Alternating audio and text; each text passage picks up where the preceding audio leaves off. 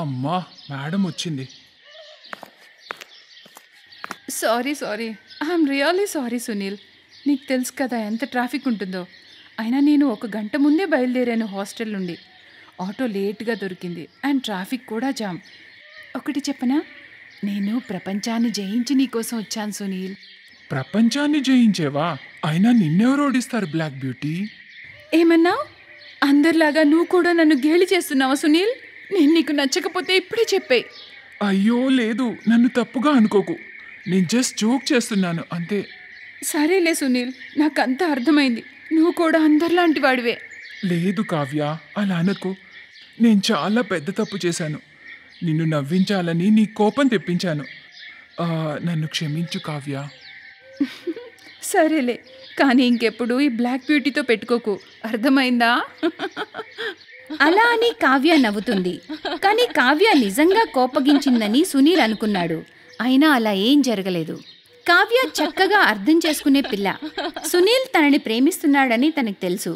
కావ్య ఒక పల్లెటూరు అమ్మాయి, కానీ తన ఒక సిటీలో గర్ల్స్ హాస్టల్లో ఉంటూ చదువుకుంటూ ఉంటుంది. తన నలుపు రంగును చూసి అందరూ అసహ్యించుకుంటూ ఉంటారు. సరేలే, ఓ మాట అడగనా? కానీ నిజమే చెప్పాలి. అడుగు. కాలేజ్లో అందంగా తెల్లగా ఉండే అమ్మాయిలు ఉన్నారు కదా, మరి నువ్వెందుకు నన్నే ప్రేమించావు? చూడు, నాకు చిన్నప్పుడే జ్ఞానోదయం అయింది. దేవుడు నాకు ఈ నల్లపిల్లకి జీవితాన్ని ప్రసాదించడానికి పుట్టించాడని. ఏంటి సునీల్? సరేలే, నిజం చెప్తాను. నీ రంగు నలుపన్నది నిజం. అది కాకుండా నువ్వేమీ రాజు కూతురు కూడా కాదు నిన్ను డబ్బు కోసం ప్రేమించడానికి. అయితే సంగతి ఏంటంటే మేడం, ఇదంతా లవ్ ఫ్రీక్వెన్సీ. నాకు తెల్లగా ఉండే వాళ్లతో కుదరలేదు, కానీ నీతో కలిసింది. నీ అమాయకత్వం నాకు చాలా నచ్చింది. నీలో నేను చూసినందో ఇంకెవ్వరూ చూడలేరు. నిజంగా నా black beauty, you are my sweetheart darling. I love you so much. వాళ్ళిద్దరూ ఒకరినొకరు చాలా ప్రేమించుకుంటారు. సాయంత్రం కావ్య హాస్టల్ రూమ్లోకి వెళ్ళాక తన టేబుల్ ఓపెన్ చేసి తన ఫోన్ చూస్తుంది. అందులో వాళ్ళమ్మ 4 మిస్డ్ కాల్స్ ఉంటాయి. హలో అమ్మా, ఎలా ఉన్నావు? ఎలా ఉన్నానా? నువ్వు ఫోన్ లిఫ్ట్ చేయకపోతే నా ప్రాణం పోతుందే. ఏదో ఆలోచనలు వస్తూ ఉంటాయి. అయినా ఎక్కడున్నావు? నేను బాగానే ఉన్నానమ్మా, నువ్వేం టెన్షన్ పడకు. నాతో సునీల్ ఉన్నాడుగా. ఏమన్నావు? సునీలా? అతనెవరు?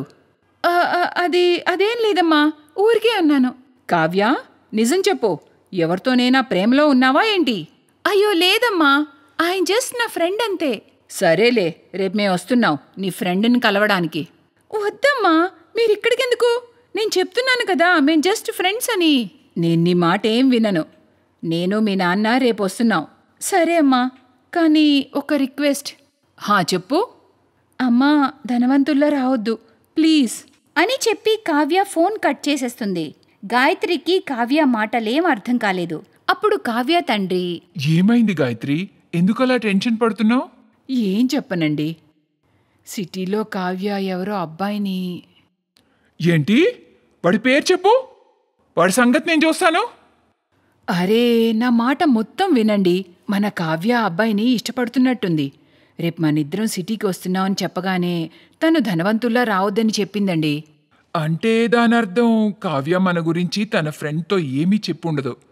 లేకపోతే తన ఫ్రెండ్ ముందు లేక అబ్బాయి ముందు డాంబికం చూపించుకోవాలనుకోవట్లేదేమో. ఓ పంచే, రేపు మనం మామూలు బట్టలు వేసుకుని తన్ని కలవడానికి వెళ్దాం. సరేనండి, అలానే చేద్దాం. గజరాజ్ సింగ్ ఆ ఊరి జమీందారు. వాళ్ళకి అపారమైన సంపద మరియు భూములు ఉంటాయి.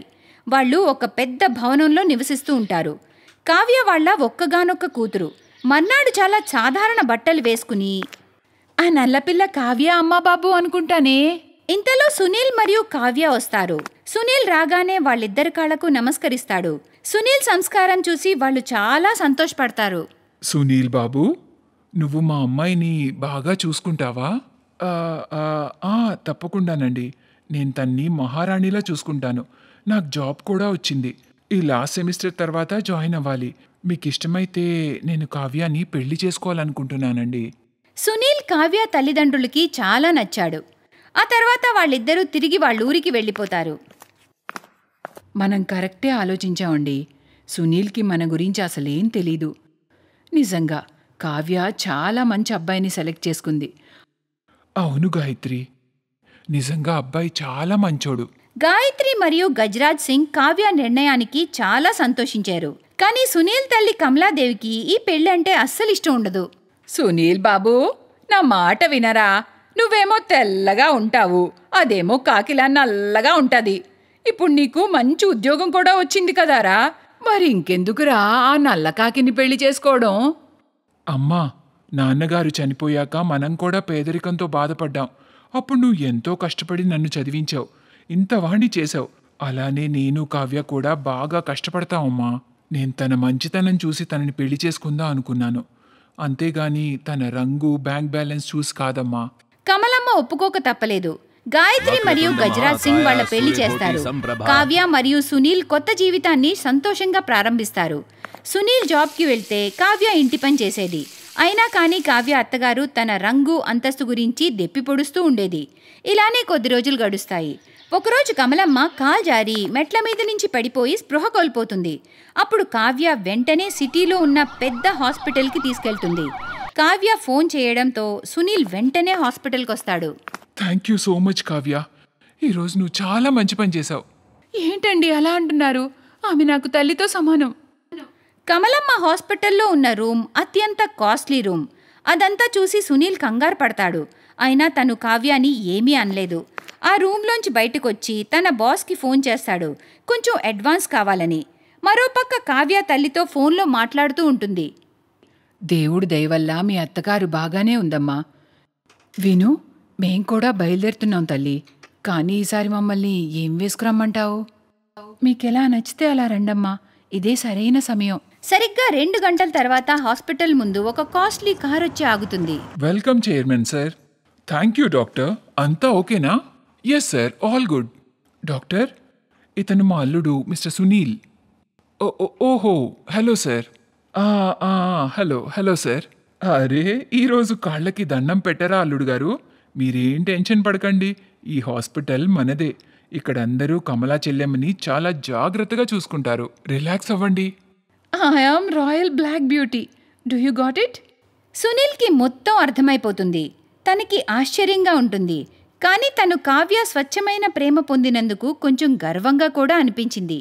కావ్య రూపంలో తనని అర్థం చేసుకునే జీవిత భాగస్వామి దొరికినందుకు.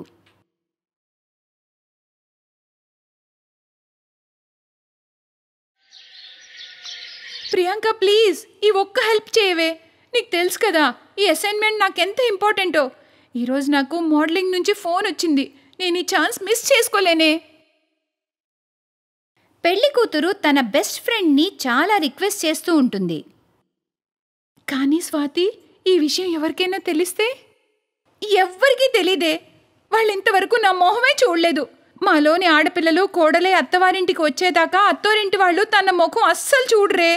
ఒక్క 10 రోజులే కదా, కొంచెం మేనేజ్ చేయవే. ప్రియాంకకి ఏమీ అర్థం కాదు. తను సరే అంటుంది. స్వాతి తనకి తన పెళ్లి చీర కట్టి ఆ చీర కొంగుతో పైన కప్పేస్తుంది. తను మెల్లగా కిటికీలోంచి పారిపోతుంది. ప్రియాంక పెళ్లి చీర కట్టుకుని నిఖిల్తో అత్తారింటికి వచ్చేస్తుంది. కానీ ఆ కొంగులో ఉన్నది స్వాతి కాకుండా ప్రియాంక అని ఎవ్వరికీ తెలీదు. పెళ్లి రోజు రాత్రి నిఖిల్ ప్రియాంకతో, ఆ గదిలో కూడా కొంగు కప్పుకునే ఉంటావా? ఇంతవరకు నీ మొహమే చూడలేదు, కానీ నీ అందం గురించి చాలా విన్నాను. అదేంటంటేనండి, నేను పెళ్లి గురించి ఒక మొక్కుకున్నానండి. పెళ్ళయ్యాక కొద్ది రోజుల వరకు అత్తారింటి వాళ్ళకి నా మొహం చూపించనని.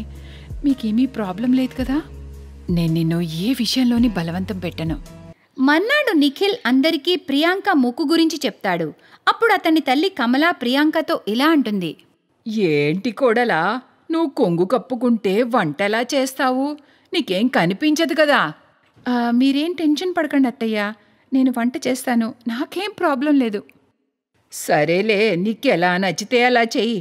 కానీ నేను ముందే చెప్తున్నాను విను, వంటలు చాలా రుచిగా ఉండాలి, అర్థమైందా? ప్రియాంకకి కొంగు కప్పుకుని వంట చేయడం నిజంగానే చాలా ప్రాబ్లంగా అనిపించింది. తను కొంగు కప్పుకుని మసాలాలు నెతుకుతూ ఉండగా నిఖిల్ కిచెన్లోకి వస్తాడు. నువ్వేం టెన్షన్ పడకు, మసాలాలన్నీ నేను నీకు తీసిస్తాను. ఆ కొంగు కప్పుకోవడం వల్ల నీకు ప్రాబ్లం అవుతుంది కదా. అయ్యో, మీకెందుకండి శ్రమ? ఇందులో శ్రమే ఉంది. మనిద్దరం భార్యాభర్తలం, ఒకరికొకరం సహాయం చేసుకోవాలి. నిఖిల్ ప్రియాంకకి చాలా హెల్ప్ చేస్తాడు. ప్రియాంక చేతి వంట అందరికీ నచ్చుతుంది. కొంగు కప్పుకొని కూడా చాలా బాగా వంట చేసావు కోడలా. కానీ నీ ముఖం మాకెప్పుడు చూపిస్తావు? నీ మొక్కు వల్ల ఇంతవరకు నిన్ను ఎవ్వరికీ చూపించలేకపోయాం. కొద్ది రోజులే అత్తయ్య, ఆ తర్వాత మీ కోడలు తిరిగి వచ్చేస్తుంది. ఏమంటున్నావే? అదే అత్తయ్య నా ఉద్దేశం, ఈ కొంగులోంచి బయటకు వచ్చేస్తానని. సరేలే, నిఖిల్ నువ్వు కూడా భోంచేసేయ్. నువ్వు తినమ్మా, నేను తనతో కలిసి తింటాను. అందరూ భోంచేశాక నిఖిల్ వాళ్ళిద్దరి కోసం ఒకే పళ్ళెంలో వడ్డించి ప్రియాంకకి తినిపిస్తూ ఉంటాడు. ఈరోజు నా చేతులతో నీకు తినిపిస్తాను. నువ్వు చాలా అలిసిపోయావు కదా.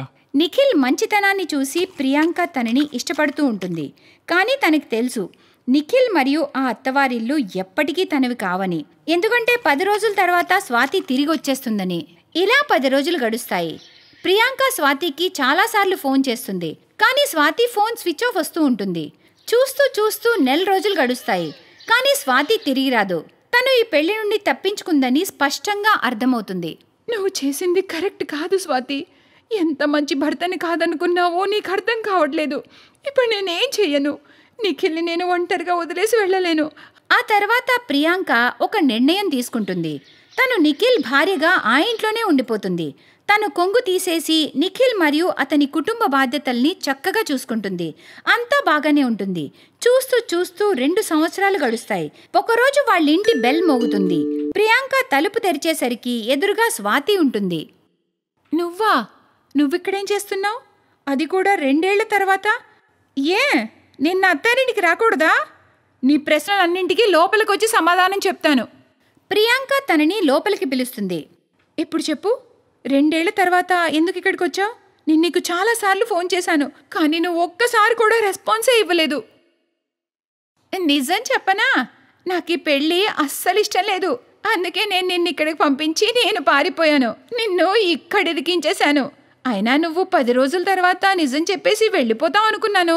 కానీ డబ్బు కోసం నువ్వు ఇక్కడ ఉండిపోయావు కదా. అయినా నాకెందుకులే.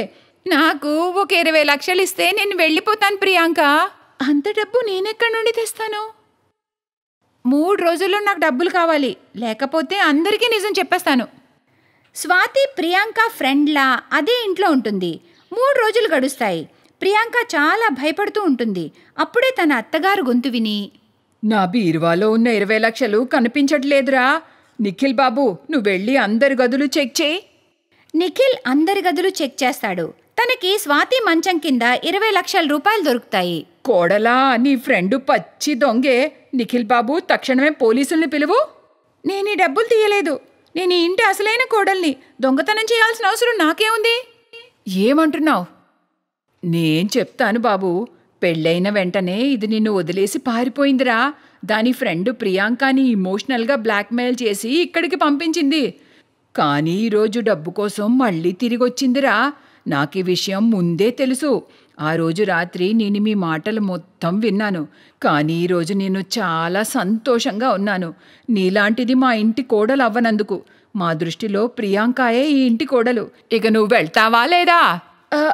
నేను వెళ్తాను. మళ్ళీ ఇంకెప్పుడు తిరిగి రాను. ప్లీజ్ పోలీసుల్ని పిలవకండి. స్వాతి అక్కడి నుండి శాశ్వతంగా వెళ్ళిపోతుంది. కమలమ్మ మరియు నిఖిల్ ప్రియాంకతో సంతోషంగా ఉంటారు.